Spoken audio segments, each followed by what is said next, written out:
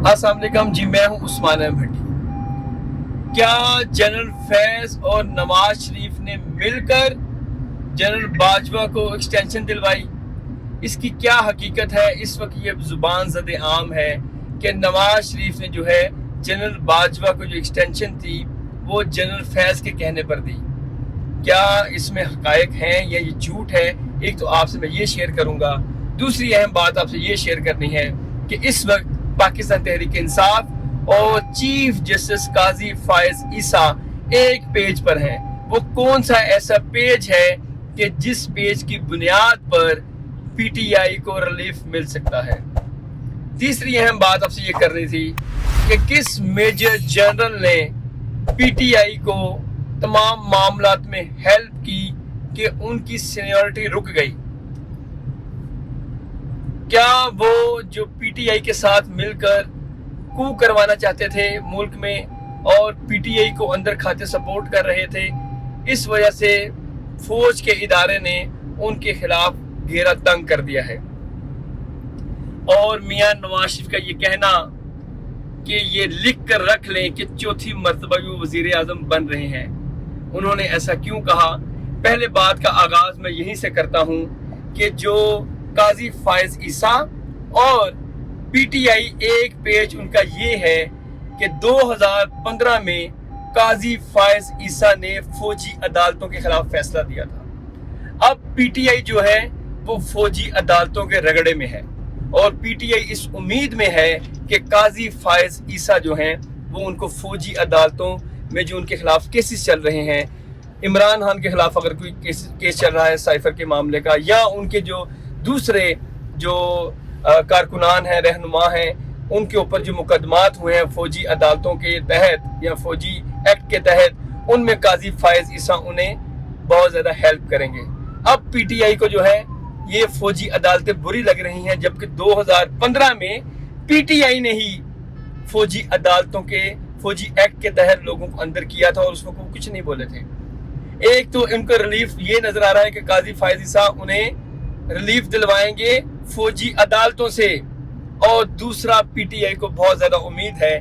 कि जो 90 दिन में इंतखाबात हैं काजी फायज ईसा इस पर अमल दरामद करवाएंगे। देखिए, काजी फायज ईसा ने जो अमल दरामद करवाना है वो तो कानून जो और आइन जो कहता है उन्होंने वो देखना है। इसमें कोई शक नहीं कि काजी फायज ईसा किसी दबाव में नहीं आते। अगर पीटीआई इस सोच में है कि ये दो अगर काम हो जाएं कि 90 दिन में इंतखाबात, और दूसरा वो ये चाहते हैं जो सबसे ज़्यादा वो मुश्किल में है कि फौजी अदालतों में जो केसेस चल रहे हैं, काजी फायज ईसा वहाँ से केसेस को मुंतकिल जो है वो सिविल अदालतों में करवा दें, हाई कोर्ट में करवा दें या सुप्रीम कोर्ट में करवा दें, ताकि उनके कारकुनान और जो रहनुमा हैं वो छुट जाएं। एक तो ये सेम पेज है उनका काजी फायज ईसा के साथ पीटीआई का। दूसरी अहम बात आपसे ये करनी थी कि जो 4 मेजर जनरल्स की जो है वो प्रमोशन होनी थी, 3 जो मेजर जनरल हैं उनको 3 लेफ्टिनेंट जनरल्स को मेजर जनरल्स के ओहदे पर जो है वो तरक्की दे दी गई है, जिनमें मेजर जनरल जो है आमिर हैं, सरफराज हैं, और इसके अलावा जो है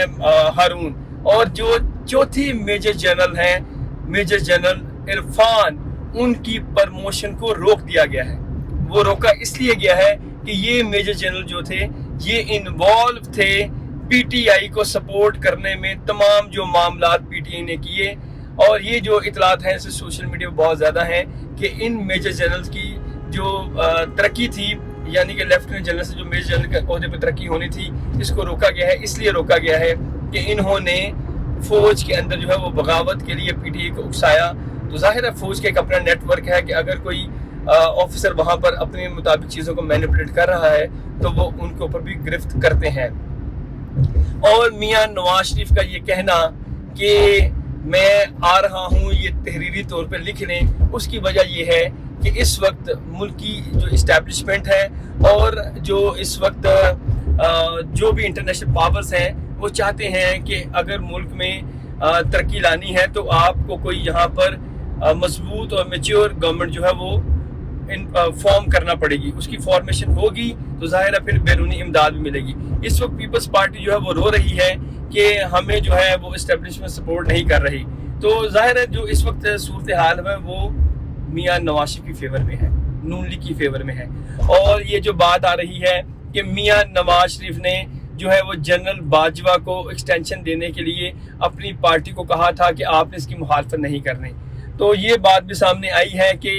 سب سے زیادہ جو اس میں اہم رول تھا وہ جنرل فیض کا تھا۔ جنرل فیض یہ چاہتے تھے کہ جنرل باجوہ کو ایکسٹینشن ملے تاکہ جب ان کی ریٹائرمنٹ ہو تو وہ جو ہے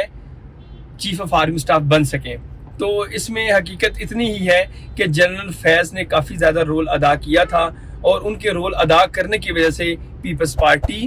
اور نون لیگ یہ بڑی جماعتیں ہیں ظاہر قومی اسمبلی میں، تو عمران خان کی حکومت تھی، تو پی ٹی آئی تو ظاہر ہے ان کی فیور میں اس وقت تھی جنرل باجوہ کی، اب تو وہ نہیں ہے، تو پیپلز پارٹی اور نون لیگ نے جو ہے وہ ووٹ کیا تھا جنرل باجوہ کے حق میں، مخالفت نہیں کی تھی، اور اس کی جو تمام کڑیاں ہیں وہ جنرل فیض تک جاتی ہیں کہ جنرل فیض نے اس میں سب سے زیادہ اہم رول ادا کیا تھا کہ وہ نون لیگ نے ان کی اس بات کی مخالفت نہیں کی تھی۔ یہ کچھ اہم خبریں تھی جو آپ سے میں نے شیئر کی۔ Thank you.